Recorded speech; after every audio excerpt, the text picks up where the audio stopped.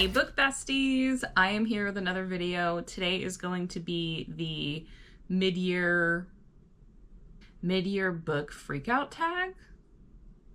Yeah, I think that's what it's called.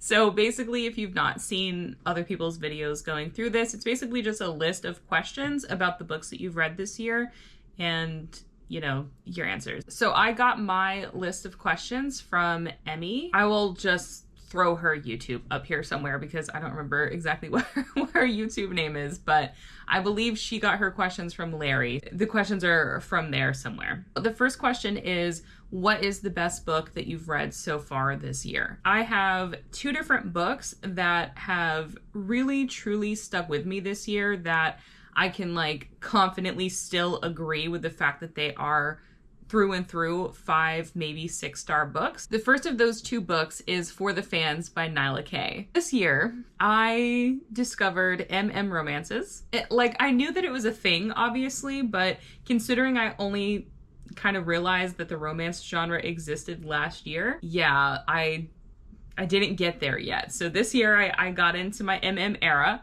Listen, this book is everything.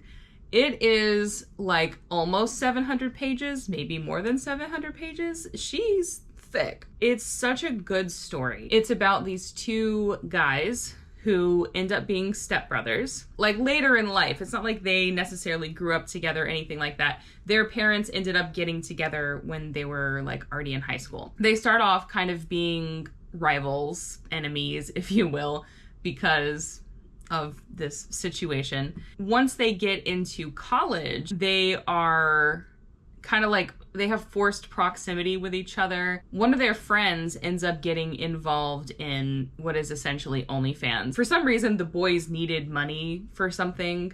Maybe, I think it was like their college tuition. I don't know. I'm not remembering a whole lot about this plot, but I'm pretty sure they have some sort of a reason to need to pay for their college tuition. So their friend is like, hey, like I'm making a lot of money off of OnlyFans. You should get in on that.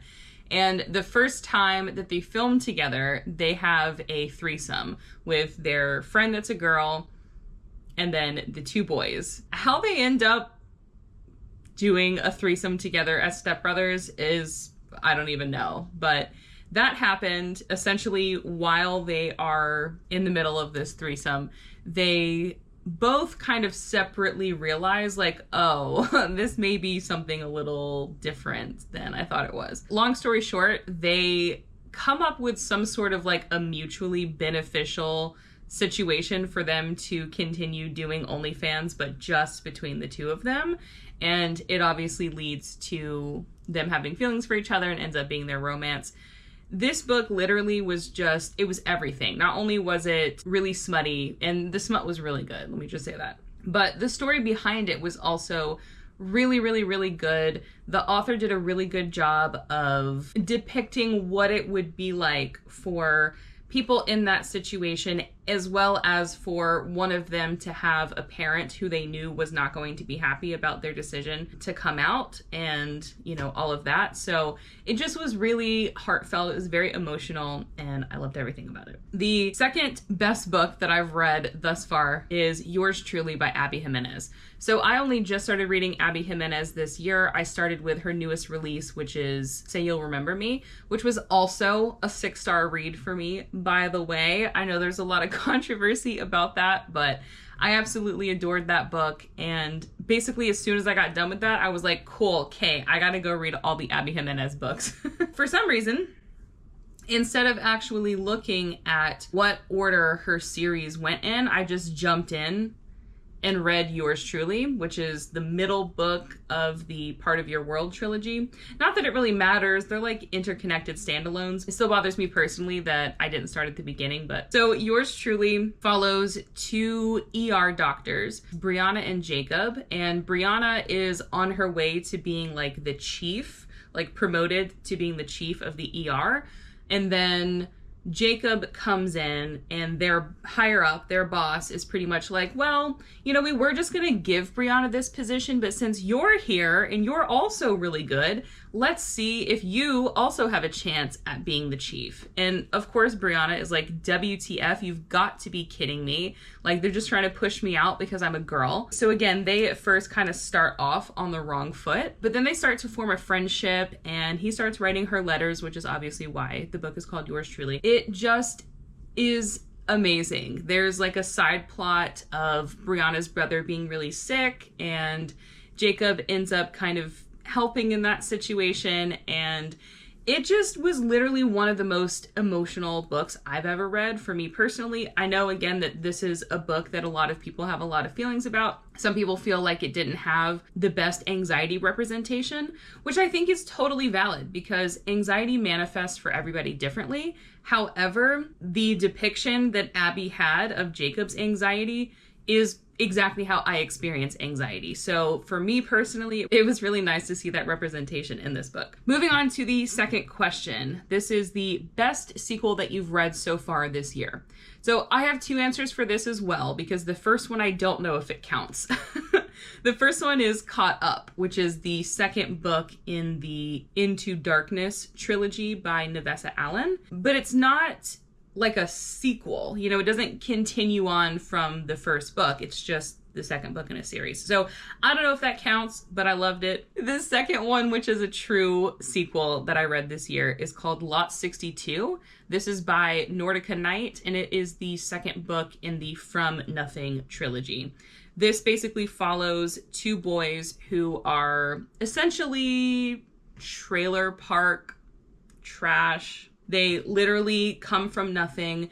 They are into motocross. And in the first book, these two boys start out being enemies. Like, they absolutely hate each other. They've been rivals from birth. They live in the same trailer park. They race motocross together. They just absolutely despise each other. And one night, one of the boys ends up getting the crap beaten out of them by their dad, and they don't really have anywhere else to go. So they end up going to the other boy's trailer, and that one ends up having, sorry, I don't remember their names right now. That's horrible. But he ends up taking care of the one that's hurt. One thing leads to another, and it ends up being their romance. Lot 62 is a literal continuation from the first book. It's a continuation of their romance. They've moved into their own trailer, and they are trying to have a life of their own, trying to balance this new romance with a new business, and yeah, it's great. Next question is a new release that you haven't read yet but want to. There are so many. I have, as you just saw in my last video, there are so many new books that I've bought recently. Obviously, a lot of those books were not new releases, but some of them were, and I am very excited to read Nightshade by Autumn Woods, Problematic Summer Romance by Allie Hazelwood. How I've not picked that one up yet is beyond me. Bury Our Bones in the Midnight Soil by V.E. Schwab, as well as Releasing 10 by Chloe Walsh. Almost forgot her name there for a second. I have not read any of the Boys of Tommen series yet, but Releasing 10, as it is a new release, that series is pretty high on my radar. I just haven't figured out if I want to be that emotionally wrecked yet. So the next question is the biggest disappointment from this year. I also have two answers for this question. The first one I talked about in my last video as well, which is A Great Big Beautiful Life by Emily Henry. Yeah, I absolutely hated this book. I know, controversial opinion to some, but I absolutely hated it. Yeah, I'm not going to go into it. I just really didn't enjoy it. The other one, which hurts me more because I was more excited about this book, is Nocticadia by Carrie Lake. This book is so hyped. There are so many people who love this book, and I truly thought that this was going to be a 5 or 6 star read for me, and it wasn't. So I did listen to the audiobook versus physically reading it, though I do have the physical book, and I feel like for certain books, going into the audiobook as the first way that you're consuming it isn't the best way to go about it. I feel like that was my issue with Great Big Beautiful Life as well, because I did listen to the audio versus physically reading it. Yeah, I just really didn't enjoy this book. Like, first of all, it's like 750 pages, so it's a long book. The first half of it really had me sold. If you don't know what Nocticadia is about, it's basically about this girl who loses her mom to this weird parasite. She becomes completely obsessed with said parasite and basically wants to go to school to be able to study things of that nature, to hope that this never happens to her. Or not her, but hope that this never happens to other people, as well as just to try and research this particular parasite. Well, luckily for her, there's an entire university dedicated to, or not university, but an entire segment of a university dedicated to researching this parasite. I forget how they end up finding each other, but long story short, she ends up going to this academy. There is a professor there. His name is Professor Bramwell. They end up working together because he is the lead of the lab that researches this parasite. He at first doesn't believe that she actually has knowledge of this, but once they get to talking and she talks about her literal experience with her mom dying from this parasite, he's like, oh, okay, well, dang, you do know your stuff. And long story short, it ends up being their romance. The reason why it was disappointing for me is because the first half of the book was so strong.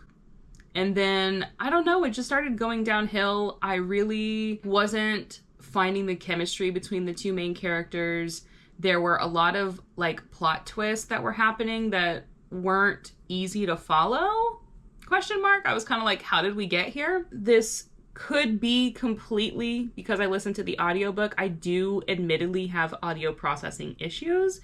So maybe I'll reread it in the future, but for now, it truly disappointed me. I think I rated it 3 stars, maybe 2.5. Yeah, I was not happy about it. The next question is the biggest surprise. I have 2 for this one as well. That's gonna be probably a theme because I don't like choosing just one thing. 2 biggest surprises this year. The first one is Mile High by Liz Tom Ford. This is the first book in the Windy City series. This one surprised me simply because there are so many people who love this series and are literally going out of their way to tell people not to read the first book. Why? Why? It's really, really, really good. I was really surprised by that. It's not my first sports romance, but I've only been dipping my toes into sports romance this year, so it was one of the first ones that I read, and I was very happily surprised by how much I enjoyed it. And again, because everybody is like, don't read this book, it's horrible, just move on to the next one. I was really expecting it to be bad, and it was wonderful. I rated it 4.5 stars. The other one that really surprised me was Beach Read. This is because the first book that I ever read by Emily Henry was Great Big Beautiful Life, and it sucked. So I did not really have high hopes for liking the rest of Emily Henry's books, but Beach Read got me. It really, really, really got me. In the first couple of pages already had me tearing up. It's not the most amazing book ever written. I honestly don't love the story. However, as I mentioned in my last video, that book had so many highlights and tabs for me, and it hit me so emotionally that I couldn't not rate it 5 stars. It is something that really surprised me because I just wasn't expecting to feel that way about an Emily Henry book. The next question is your favorite author, whether that is debut or new to you. I went through all of my books that I read this year earlier. I apparently have not read a single book this year that was a debut. Can't answer that one. But a new favorite author to me is definitely going to be Abby Jimenez. I was utterly shocked by how much I love her books and can't wait to read more. The other one is someone that I don't hear talked about very much, and that is Julie Olivia. So I just recently read one of her, actually I think it's her newest release, called On Midnight Shores. I read it last month and it was fabulous. I rated it 4 stars. It wasn't my absolute favorite, but I really, really, really love her writing style, so I can't wait to read more by her. Next question is my newest fictional crush. I was thinking about this and I was like, I have really not gained a lot of new book boyfriends this year, and that's kind of weird. Am I not reading the right books? I would love some new book boyfriends, but a few that I really enjoyed from this year is Jacob from Yours Truly. He just was a sweetheart, and again, we related so much with anxiety that I just wanted to give him a big hug, so love him. I also am low-key obsessed with all of the aliens from Ice Planet Barbarians. So far, I have read the first 3 books in that series and absolutely love Vectal, absolutely love Rohash, and absolutely love Ahako. And the last one is Christian from Twisted Lies. I don't know. There's just something about that man that I really enjoyed. Next question is my newest favorite character. This one is interesting, or probably will be interesting to some people, but it's Lauren from Caught Up by Navessa Allen. I don't normally enjoy female main characters. I don't know what that says about me, but most female main characters I'm just like annoyed by, or we don't relate to each other, or I don't know.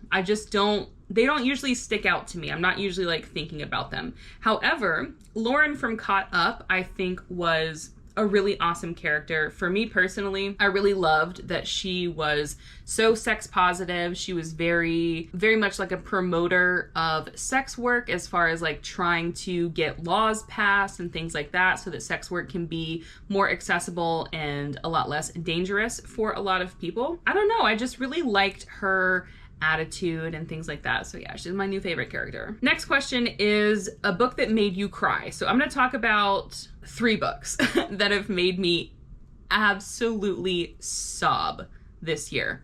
The first one, no shock, is going to be Yours Truly by Abby Jimenez. Like I said earlier, this book has a side plot of Brianna's brother being sick. First of all, that entire storyline had me crying like the entire way. But at the very end of the book, there's an author's note. If you've read this book and you've not read that author's note, go back and read it. Because I was already sobbing at the end of this book, and just thinking about the author's note literally makes me want to cry. It was so emotional. Oh my goodness. The next book that made me cry this year is also by Abby Jimenez. This is her newest release, Say You'll Remember Me. I know that there are a lot of people who did not like this book. One of the reasons that a lot of people did not like this book is because it was depressing. Yeah, I'm a person who likes that kind of stuff. I like to feel emotional pain. This book hit way too close to home. Kind of like the 2 major themes in the book I have a lot of experience with in my personal life. One of those is long distance relationships, and the other one being dementia and, you know, having to care for someone going through that. So it was hard to read, but it was absolutely incredible. How I felt after reading that was like, I literally have goosebumps all over me. And I'm really trying not to cry thinking about it. After reading that book, the way that I felt was literally like, this is why people write books. This is why I read books. Because knowing that other people are going through similar things, being able to read how other people are handling this and things like that, it was great. Editing Amanda here. Sorry for the jump scare. I just realized that I never talked about the 3rd book that made me sob this year, so I'm just gonna go ahead and talk about that real quick. The 3rd book was Full Tilt by Emma Scott. Just forewarning you before I talk about this, I'm going to spoil it. It's really like impossible to talk about this book without spoiling it, so sorry in advance. This book does not have a traditional happily ever after. That's like the first sad thing about it. It's just the way that the ending actually happens. So you catch on pretty quickly, at least I did. I was kind of like, oh god, that's where this is going. Very early on in the book. You have Jonah, who is he's a glass blowing artist / limo driver. So then you have Casey, who is a struggling alcoholic who is a rock star in a band. They meet because her band is in Las Vegas for a few days and Jonah ends up being her limo driver. One night she gets super wasted and he feels really protective over her, so he decides to take her back to his place to make sure that she is going to be 100% safe for the night. She wakes up the next morning, obviously like, WTF, where am I? Who are you? Did we sleep together? And he's like, no, I just wanted to make sure that you were okay because you were about to be in a really bad situation. Because of this, they kind of like strike up a connection, and he offers to let her stay there for a few days while she gets her bearings, because she's also talking about how she doesn't know if she wants to be in her band anymore. She doesn't want to be around alcohol anymore. She really wants to try and clean up her act, but she is contracted to finish out her tour dates. So she unfortunately does have to leave to continue these tour dates, but she's only gone for a couple of weeks before deciding that she can't be away from Jonah anymore. She doesn't want this life for herself anymore. So she breaks her contract, goes back to Las Vegas, starts working a normal job, and basically moves in with Jonah, and it's their romance. It is incredibly sad because you, again, like I said, you find out pretty early on, like, what's gonna happen, because Jonah is a heart transplant patient. He has some sort of autoimmune disorder that's causing his body to reject this new heart. Sorry, but he dies at the end. Yeah, anyway, this book had me literally sobbing. I knew it was coming, but it was still so sad because their romance was absolutely precious. Yeah. Anyway, back to the video. Moving on. Books that made me happy. So I have 2 books for this as well. One of them is also Abby Jimenez. This was The Fall Risk. There was just something about it that just had me giggling and kicking my feet. It was absolutely adorable. It is on Kindle Unlimited with the audiobook, so you're able to immersively read that. I 100% would recommend. The other book I've read this year that made me super happy is called A Pack for Autumn. This is my first Omegaverse book. It is also my first cozy book. This book follows Olive, and she is an Omega. She ends up being the new lighthouse keeper in a really small seaside town. She ends up meeting 3 alphas who end up being her alphas, and it's their wide shoes romance.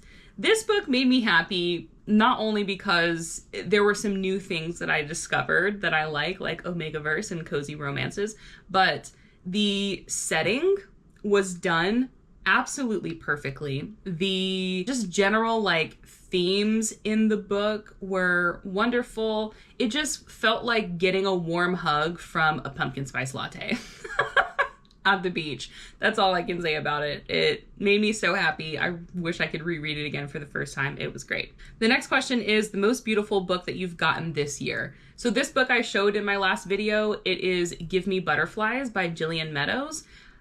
That cover is just stunning. I can't. It's so pretty. The next question is, what books do you need to read by the end of the year? A lot. There's a lot of them. Problematic Summer Romance by Ali Hazelwood. Bride by Ali Hazelwood, because I want to read Mate when it comes out. Realistically, I would like to get on the Fourth Wing bandwagon. Don't know if that will happen. Nightshade by Autumn Woods, I definitely want to read. The Boys of Tommen series, I definitely want to read. I'll stop there because there's literally so many that I could name. The next question is, how many 5-star reads have you had this year? So I went through all of my reviews on Fable and counted them up, and I have 13 5-star reviews from this year. Holiday Swap was by Maggie Knox. Twisted Hate, obviously, by Anna Huang.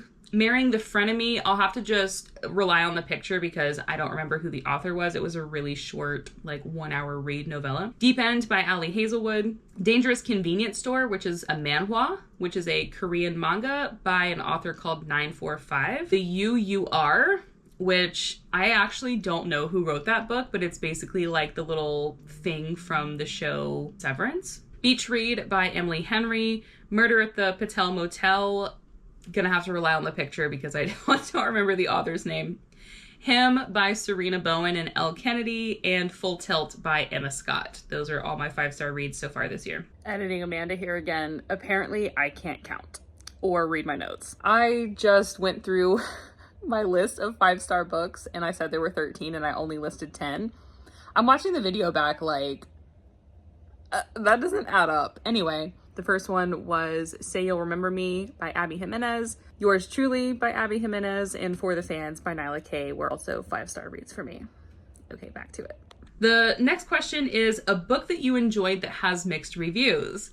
Yeah, we're gonna go with Caught Up because, or that as well as Say You'll Remember Me, but let's go with Caught Up because Lord have mercy, there's so much controversy surrounding this book and I just don't get it. Yes, it was different from Lights Out. That was kind of the point. Yeah, some people are pro-sex work and some people acknowledge that there are they, them people in the world. Hats off to Nevessa Allen for writing this book and pissing off a lot of people because she was trying to find the right audience, and I think she did. This book was wonderful. The last question is 5-star predictions for the rest of the year. So for me, I'm gonna go with Give Me Butterflies by Gillian Andrews. I just feel like that's gonna be a 5-star for me. Nightshade by Autumn Woods, I also think will be 5 stars because it's like enemies to lovers with like an obsessed MMC, which I freaking love. So hopefully that will be amazing. I think The Wedding People is going to be 5 stars as well, just based off of what I've heard from other people and how emotional it's going to make me. And the last one is Funny Story by Emily Henry. I just feel like if it's everybody's favorite Emily Henry book, and I loved Beach Read so much, kind of destined to love Funny Story as well. All right, friends, that was all of the questions from the mid-year book freakout tag. Let me know below all of your answers to these questions. If there were any questions that I answered that were surprising to you, just let me know your thoughts below. Please like and subscribe, and I will see you on the next one. Bye!